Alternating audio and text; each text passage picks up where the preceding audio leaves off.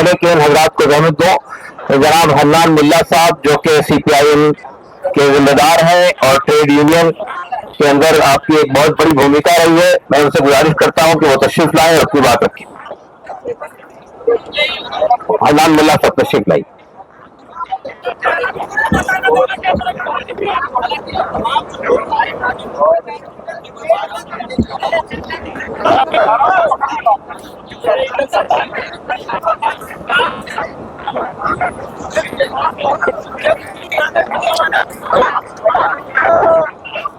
बाहर कुछ बसेस रोक रहे हैं लोग, मेरी गुजारिश है कि जो लोग आ रहे हैं उनको आने दीजिए। अब थोड़ी देर और चलेगा ये प्रोग्राम, तो जो लोग बाहर खड़े हुए हैं उनको बाहर मत रोकिए, अंदर आने दीजिए।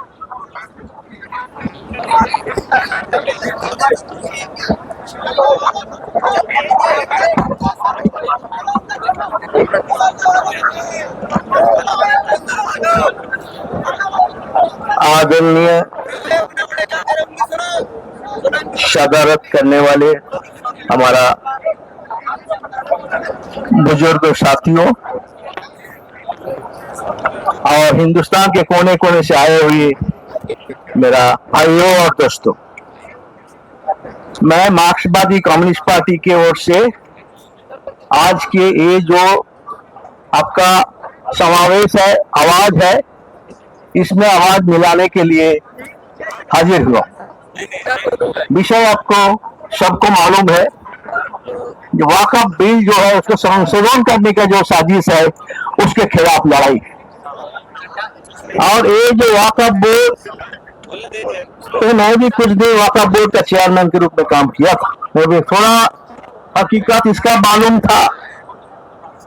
और हम जो अनुभव किया है, जो नया कानून लाया है उसमें झूठ बोला जाता है। एक तरफ उसने बताया कि वक्फ जो बिल है, क्योंकि वक्फ कानून में कमी है।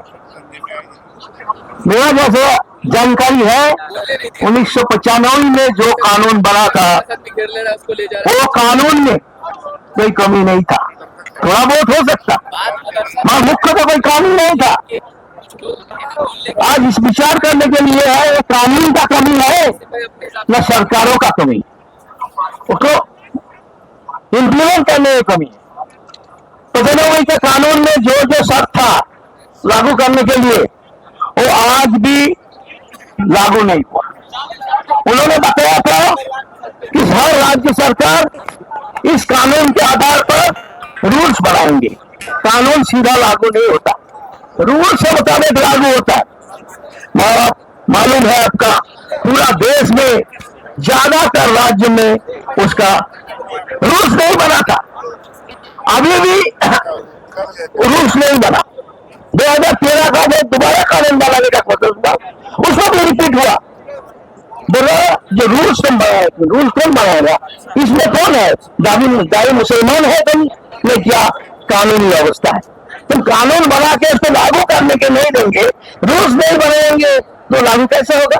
रूल्स नहीं बना, आज तक भी बहुत सारे राज्य में रूल्स नहीं बना जब संशोधन हो रहे।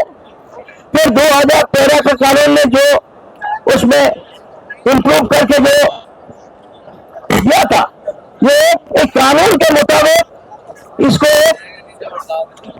जो लागू करने के लिए जो ऑफिसर है और उसको नियोग करने का बात हुआ वक्फ बोर्ड में, वो रूल्स ना होने के बाद वो भी लागू हो नहीं पाया। इसलिए ये जो सरकार का कमी है, राज्य सरकार का जो कमी है, ये आज इसको आड़ में कानून को बदनाम किया जा रहा है। इसलिए सरकार जो कमेटी बनाया था 2013 में भी, 2013 में भी एक कमेटी बना और वो कमेटी 10 साल काम किया। 10 साल काम करने के बाद वो कुछ सुझाव दिया था और आज क्या हुआ 2024 में कमेटी बनाया, उसको 6 महीने में बोलो। जो 10 साल में पिछले कमीशन उसको सिफारिश दे नहीं पाया था, 2013 में इतना मैजिक इसमें कैसे आ गया कि 6 महीना में इसको सिफारिश दे देंगे। और विरोधी पार्टियां जो है उसको सुना नहीं गया, उसका कमेटी से निकाल दिया गया। तो इस तरह जबरदस्ती मेजोरिटी के नाम पे इस कानून को पारित करने के लिए कुछ कर दिया है, संपूर्ण रूप से एक संविधान विरोधी है, हमारा जो गणतांत्रिक जो व्यवस्था है उसको विरोधी है। इसलिए ये कानून जो संशोधन हो रहा है इसका मकसद साफ है, क्योंकि ये जो जमीन है वक्फ को, जो मुसलमानों का जमीन है इसको हड़पना है। बड़े बड़े कॉर्पोरेट शहर में जमीन मांगता है और वक्फ का प्रॉपर्टी ज्यादा शहर में, तो कॉर्पोरेट कैसे रुक सकता? कॉर्पोरेट का लूट आसान करने के लिए ये संविधान कानून संशोधन का प्रावधान रखा गया है। इसलिए साथियों, ये लड़ाई ये सरकार के खिलाफ है, ये लड़ाई कॉर्पोरेट के खिलाफ है और माइनॉरिटी का अधिकार को छीनने का जो साजिश है उसके खिलाफ है। इसलिए हमारा पार्टी मार्क्सवादी कम्युनिस्ट पार्टी शुरू से इसका हक के पक्ष में है, इसका समर्थन किया है, पार्लियामेंट के अंदर भी किया है और पार्लियामेंट के बाहर भी इस लड़ाई में हमारा पार्टी आपका साथ है, क्योंकि ये हक का लड़ाई है, संविधान बचाने का लड़ाई है। माइनॉरिटी का हक ये संविधान दिया हुआ है, किसी का दया का बात नहीं है।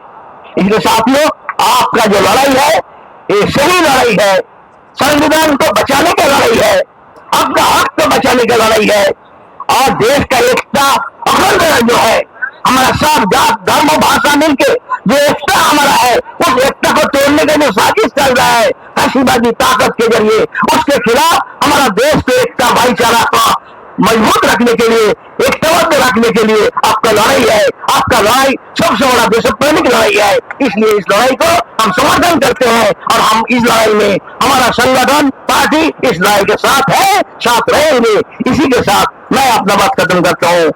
इनकलाब जिंदाबाद। वक्फ बिल वापस लो और जो पर्सनल लॉ बोर्ड जो आयोजन किया है मीटिंग का, मैं इसको बधाई देता हूँ कि इशू को लेके पूरा देश में आंदोलन करने का, जलवायु तरीका से आंदोलन करने का जो सही रास्ता अपनाया है, यही रास्ता है हिंदुस्तान में जीने का। जीने दो, ये जो हमारा हक है। इसलिए आपको फिर दोबारा बधाई देते हुए मैं आपका समर्थन ऐलान करते हुए मेरे बात खत्म करता हूँ। धन्यवाद।